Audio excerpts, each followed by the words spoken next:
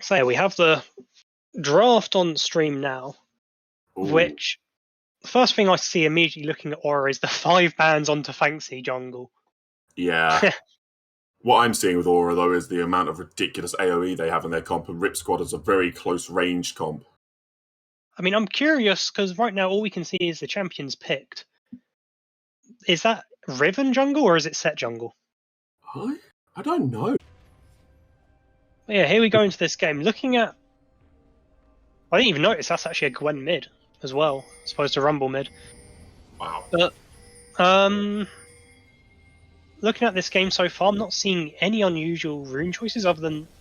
Is Guardian meta for Brahman right now, or is it Aftershock? I'm assuming it's Guardian. I believe it's Guardian, because obviously you can proc it quite easily with his E. Yeah.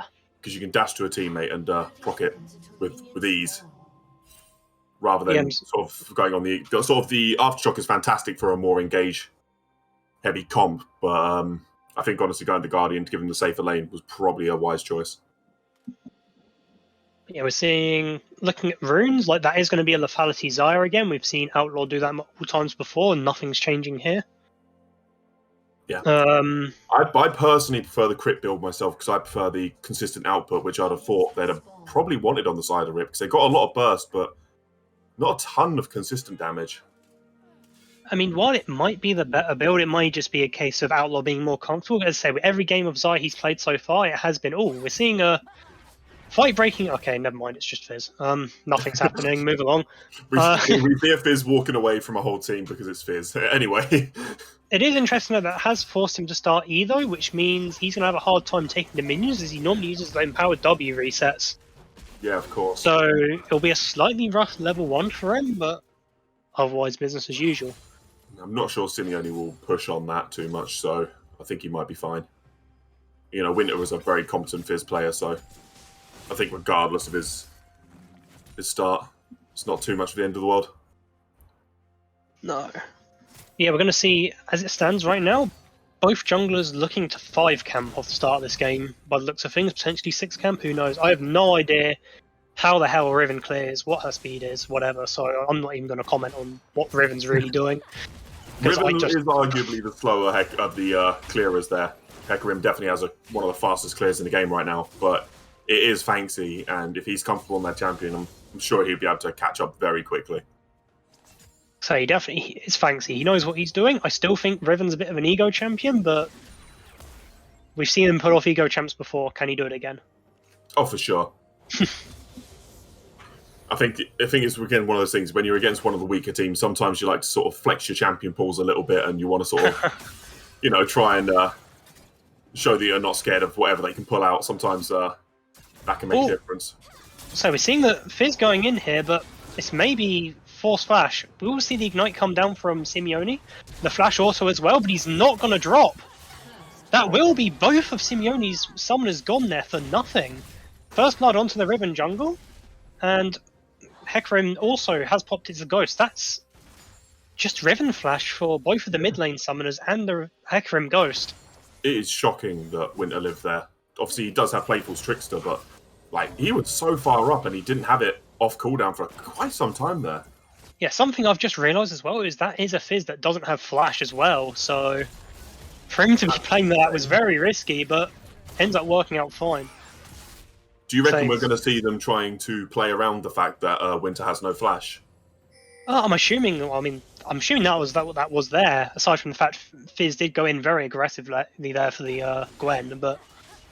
Oh yeah, for sure. If he's not running Flash, he should probably be very cautious on taking a fight like that. Even if you're going to win it, Hecarim can get anywhere very fast. So. Yeah, I'd imagine both junglers right now should be playing around this mid lane, as neither has Flash. Oh, the problem is for Paul Jr. is trying to catch a Fizz is just painful unless he already commits that Playful Trickster in a trade. Yeah, for sure. So as we saw there, he already committed it and he still wasn't able to get on top of him with the Ghost, the Gwen Flash, the Gwen Ignite. They must be feeling real frustrated about the amount they had to commit to a Fizz they didn't even kill there. Yeah. But hopefully if the Hecarim does commit, they could probably still keep an eye on it and try and catch him with the Trickster down. The cooldown's quite high early on, so... So we are seeing Leona roam mid here.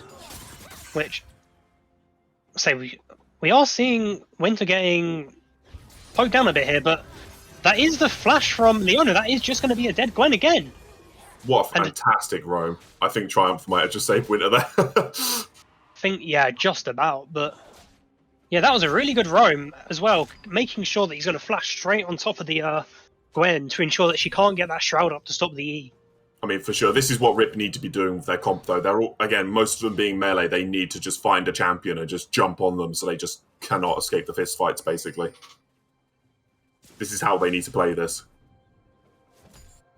So one thing that's important to note is, while this Gwen has died 2 times, she's still ahead of CS compared to Fizz, which I think that just goes to show how oppressive that champion can be into these melee matchups.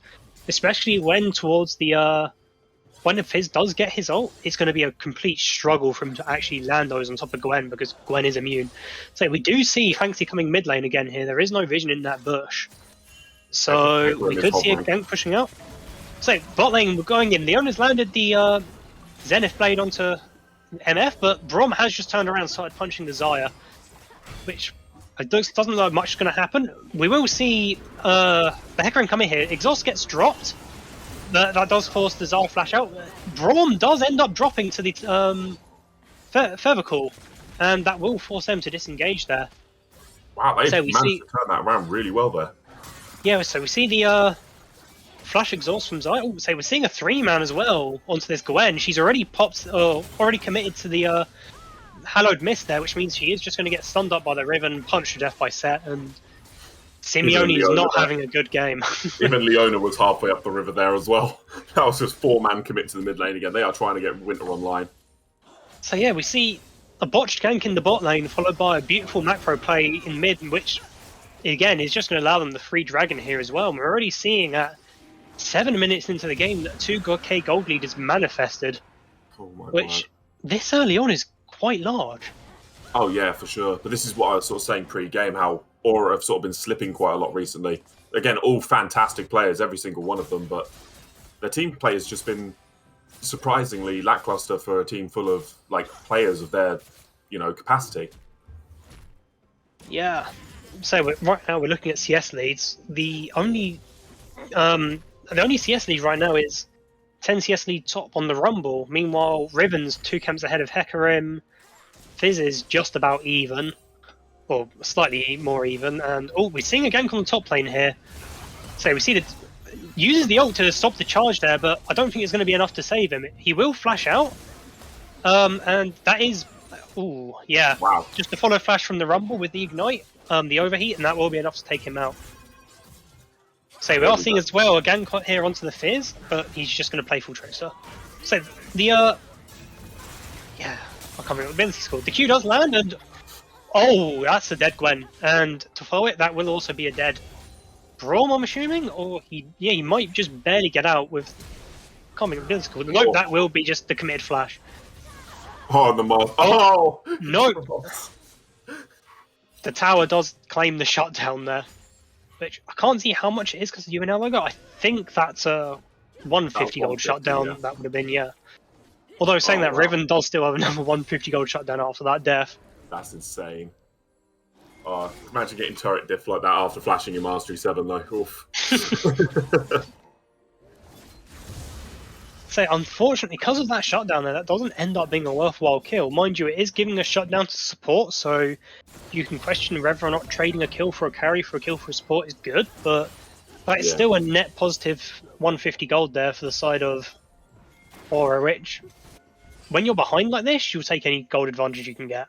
Oh, for sure, and even just having Fancy off the map for 5 so you can catch a breather while you're trying to sort of like... Because you need to, at the side of Aura right now, you need to sort of be re-establishing your boundaries in River and trying to, try and bring the game into your favour again. So we're seeing another gank here onto the Gwen, but yeah, Gwen is immune.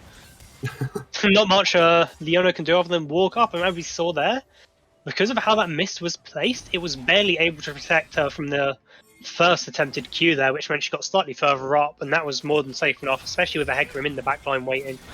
So we'll see. They're trying to catch out the Xayah here. That might... She gets the ult out, but she's still dead. Unfortunately, it's lasting forever. So yeah, that was a bit greedy there from Outlaw, not using his ultimate. So we see the devastating charge landing onto Fanxy here, but we do see the fish on Hecarim, and oh my god, so manages to catch out the Gwen there, not Gwen, Hecarim's Fatal Trickster, and that is just Gwen DPS. Just Gwen DPS. This is what I mean, though. This is what I was saying earlier on, though. The side of Rip has tons of bursts, but if anything is left standing after it, you got things like MF and Gwen and Rumble that could just put down such consistent damage. This is the issue. If they do not get in, do a scrap where they just win it straight away, they can get into these longer trades, which are just not going to benefit the side of Rip. So yeah, that's exactly what happened there. While they did manage to pick off the Hecarim there, they just didn't have the DPS to kill Gwen as well.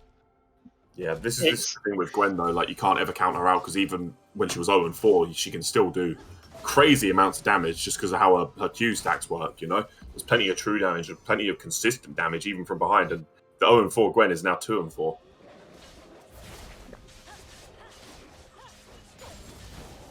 But yeah, that has brought down the gold lead to only 800 gold now, so much closer game. Though, obviously, we do see the Infernal Drake advantage on Rip right now. I'm going to sneeze. Bless you, I guess. I've avoided it for now, but... Sneeze dodged. How are you feeling about how these teams scale into the late game?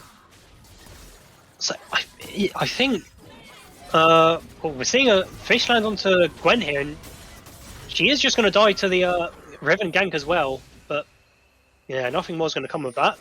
That was mostly a solo kill with Riven just to clean up when the Hecarim arrived. Yeah, oh my god, please stop fighting. So we see the Zenith Blade landing onto the Braum there with the stun. We see the Solar Eclipse does force the flash and cleanse from T-Zoms. So we see the I can't remember what it's called, the MF ult come down, and that will be both the supports traded, and that will end up actually being a double kill for the MF as well. That was beautiful. That MF ult was absolutely beautiful, exactly where it needed to be.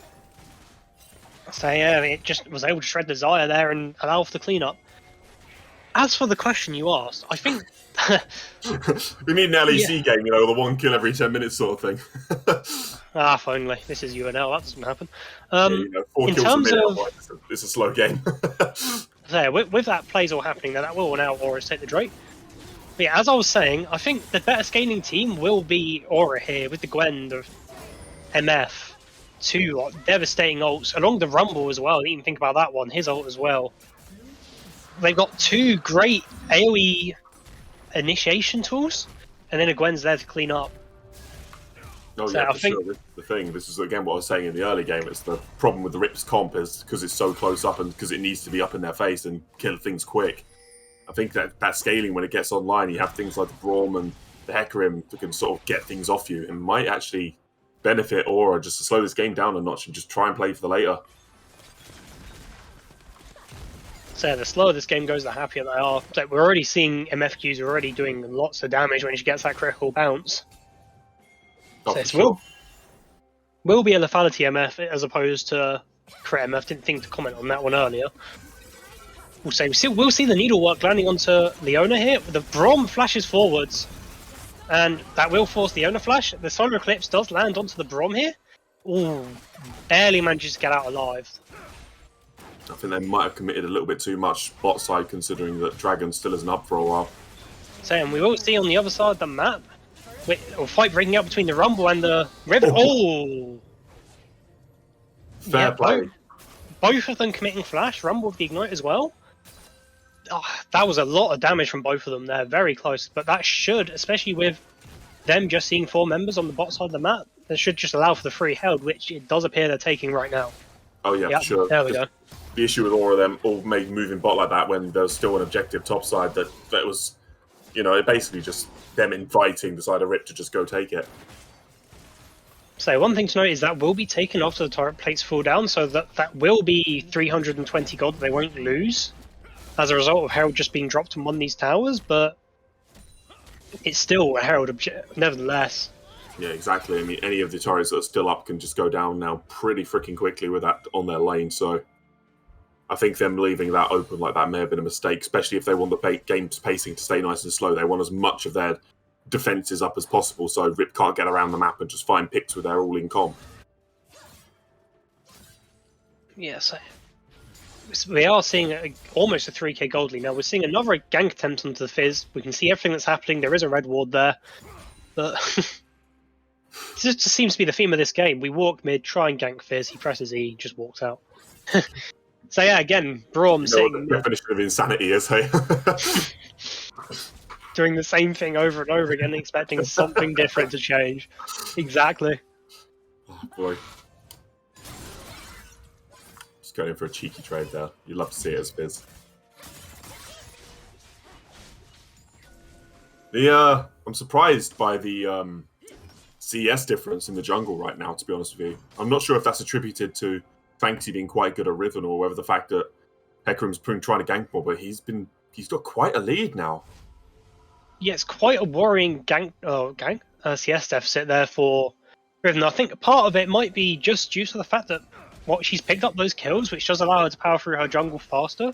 Meanwhile, Hecarim is losing to Boris right now. He's sat on 20,000 different components, none of them being that Balmy Cinder, which when you're going for this Chem Tank into Muramana build, you really need the Balmies to help bolster your speed clear speed. Yeah, so we are seeing the Bush Camp onto the Braum here. He will throw out the shield, which is going to stop a lot of damage. The Solar Eclipse lands, but yeah, he is going to die there. The Feather Storm does come out. We will see the bullet time into the Hecarim Fear, and they both just melt.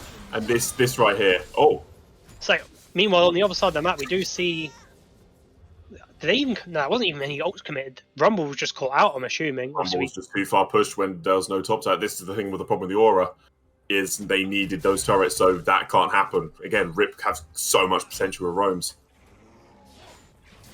But yeah, that's... where the Aura, again, the Aura comp, just so good for that sort of thing, though. That's all they needed to do. The MF ult with the bloody Hecarim Fear, they were just stuck there forever, just getting hit by bullet after bullet. So yeah, they were beaten into a bloody pulp from all those bullets that hit them there. And we are seeing this MF is very strong right now. 5-0 with only 5 CS deficit, or 6 even. 6 CS deficit, so practically equal, but 2 kills up. As well also, just collecting more experience as well. So we are seeing Riven biting off a bit more she can chew here. She's going to be able to pick up again. The Gwen flashes out, and that will, again, a shutdown for MF. Collecting more and more money, and we'll see the Showstopper there used to try and peel out Fizz, but bloody hell, Set just popped.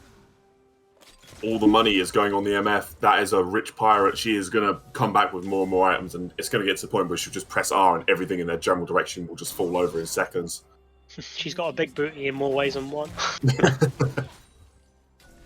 Yeah, we'll see the bot lane tower fall down. Meanwhile, that will just be a dead Fizz, apparently. What was he doing? I think he greeted for minions and just died instead. But yeah, we will see that Drake fall down for Aura. Did forget to mention that this is also an Ocean Soul game, so... Oh, yeah.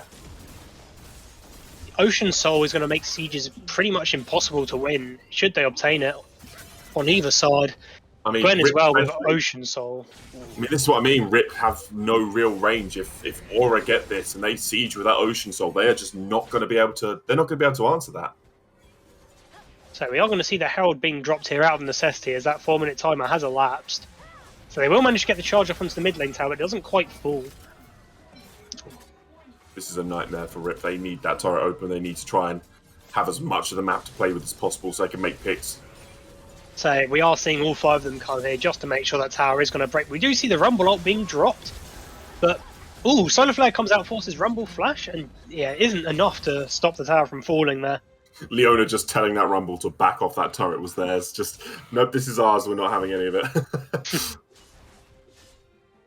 Yeah, these have been some really good solo eclipses so far from Middle East. He's forced so many flashes, so many sums, oh, for sure. just by dropping them in the correct place. He's been absolutely making things happen this game.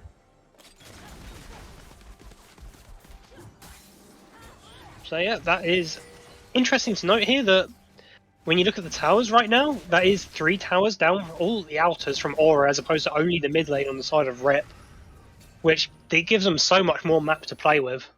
No, for sure. I mean, the 2k lead that Rip have right now is basically in towers. Yeah, mostly. Again, that most of Aura's gold is currently condensed into that MF here. With even though she's got the more expensive items, there's still ahead by essentially a Doran's Blade on the Zyra in sheer items, but again, that part of that is just because, like, while she's 7-0, she is still 20 CS down here. Yeah. She's a kill worth of money down, and again, as you're saying, the Collector and the Berserker Screws are both more expensive items anyway, so... It's interesting to note on when you look at Riven to Hecarim, though, that is like 10 camps worth of minion kills there. That is a substantial lead on the Riven over the Hecarim, again, which is surprising, but again, we can't negate the fact that Hecarim has 7 assists. This is what people always seem to forget, is that, you know, junglers ain't all just about kills. He has the same KP as the Riven. It just doesn't look that way because obviously all of it's on the assists. True. It's just, if you look just comparing the jungle versus jungle, like they have done the same amount in terms of, like, they've both taken 2 map objectives, being 2 Drakes to 1 Herald, 1 Drake, and they've both got the same amount of KP, while Riven's is mostly condensed into kills, whereas Hecarim's is condensed into the rest of his team. Yeah. But then you've got to look at, it's just the sheer farm advantage.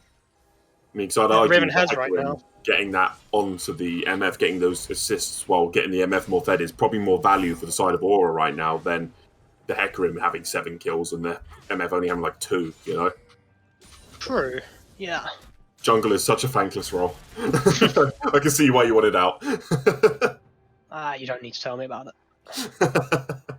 Still unhappy you got MVP'd, but hey, do be like that. So we do see the Zenith Blade landing onto the Grom here. Meanwhile, we are seeing the engage onto Fizz. He does manage to land a shock. She's still in the mist. Fizz is just dead. Solo Eclipse does land onto the Gwen, but the charge. Oh my god, there's lots happening. This is AoE City. Yeah. The Feather Storm into Blade Caller, the Riven just getting the stun into the ult. They all just beautifully grouped up, set as well there to pull them all in together, give them all a kiss. Like, it's interesting the Rumble didn't ult there. He had Equalizer. If he had dropped that on Leona's head, that would have for sure been a kill, right? So I think Rumble was just slightly too far away to drop that Equalizer, which it's would have got a definitely... ridiculous range. The range is like from where he is to like those second set of pillars. True. So that fight was not equalised. However, he will be able to drop it here to hopefully stop the Baron, which will be a consolation prize more than anything. So we do see the Equalizer come down, but they're pretty much they're just ignoring it, and they're just going to turn around here. Tell Rumble to back off. So that the fish does land, but all of the side of Aura are moving up right now. So we will see Raven's just diligently hitting that Baron. The Rumble falls, and ultimately it's going to mean nothing. However, the Smite has been used here to heal. Braum almost managing to get in there. We see the exhaust drop onto Fizz, but it means nothing. And, oh my word. Could you imagine if Braum would have just walked up there and just punched the Baron in the face to steal it? How amazing that would have been. I was incredibly worried. So, oh no, Fizz has been caught greeting for CS here, and he will just end up dying to Gwen as well. Oh, he's got the second back. Oof. This could end up being the owner as well. I mean, how would I want to take it? So we do see the Solo Eclipse drop, but completely misses this time though. So we have set frontlining here. And yeah, that's not going to be much. We do see him take the Drake with an objective bounty as well, interesting to note. That's surprising, because there's only a 5k lead to Rip at the moment. Yeah, I didn't even realise they came up. Thank you, League of Legends, for announcing that to us. But so we do see they're here to stay as well, interestingly, on the side of Aura. I suppose it's just the gold lead and Baron, but... I like that they, despite losing Baron there, they still kept their cool and hunted down kills that they knew they could easily take. And they even traded for the Dragon on it, so it wasn't a total bust, them losing that Baron like that. They managed to get themselves onto Soul Point, and they managed to pick up a few kills and get a couple of the Baron buffs gone. I think that was huge by Aura to sort of hold it together like that in that situation. So yeah, it was good play by Aura, and also just, for example, Fizz greeting for the Raptors as opposed to just resetting and walking down, so that Drake is questionable at best. Yeah, like if he needed like 50 gold for an item, then maybe. But even then, like he just got 300 gold from that Baron. He should have just reset and then gone straight back to being with his team and not risking that Baron buff. So we're seeing a fight breaking out. The Equalizer lands down onto 4 initially, and we see, yeah, everyone just managing to dodge that. So that double Zhonya's from Fizz, interesting to note, which does get him out a huge blade call there. And that will force the Rumble to flash out, but he's still going to die to Zaya Flash. Meanwhile, on the other side of the fight, they're just cleaning up. And they are all going to barely get out alive. We see Riven going in, though. Doesn't manage to find anyone. So we see the fish come out and Desire QE just picking up the Gwen here. This could potentially be an end as well. That lady call from the Xayah there was unbelievably clutch. That was just an entire Aura squad just stunned up, just free farm for the Rip team. So we are going to see him try and take some towers here. Yeah, interesting thing, with that devastating charge, we just saw 2 of the 3 targets that would have been hit just going vulnerable. See, the Riven going in here will force Zhonya's out from the MF, but they're just going to die to the AoE, and that should just be game. That's just game. Huh. That's incredible. See the Rumble alive here, but I don't know if he's going to be able to hold it off. No, he's only just got his Equalizer back off the cooldown as well. So the Equalizer is dropped, but it's not going to be enough. He does manage to kill the Fizz, actually. Oh? Oh, they're all dying, but yeah, I think they're just going to smack the Nexus. Yeah. Yeah, the shutdown for Christian Simeone at the end there. Love it.